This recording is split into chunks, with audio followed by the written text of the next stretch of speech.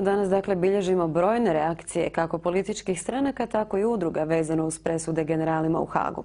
Nakon presude za udruženi zločinački pothvat, HSP smatra kako je pravi trenutak da Hrvatska povuče snažne političke poteze. Zbog toga su u svim županijskim središtima započeli s potpisivanjem peticije na kojoj je istaknuto 5 zahtjeva.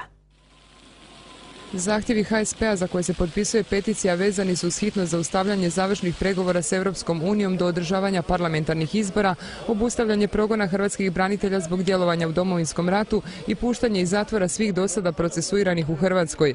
HSP također traži ukidanje zakona o općem oprostu i reviziju njegove primjene, zatim podizanje optužnica protiv odgovornih u Srbiji zbog zatvaranja Hrvata u koncentracijske logore, te osnivanje saborskog istražnog povjerenstva radi utvrđivanja odgovornosti i okolnosti nezakonite predaje transkripata takozvanih brijunskih razgovora.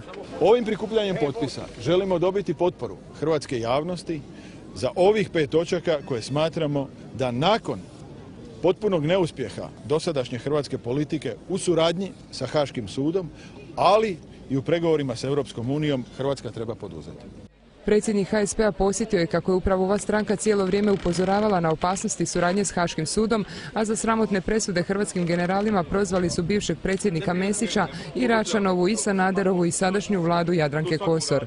Ovakvom presudom praktično osuđena je hrvatska samostalnost, osuđeni su svi koji su sudjelovali u Domovinskom ratu. Ovo je presuda cijelom jednom narodu, ali ono što mi želimo upozoriti, ne smije hrvatska politika biti naivna, ona mora prepoznat političke tendencije koje idu prema Hrvatskoj i protiv Hrvatske.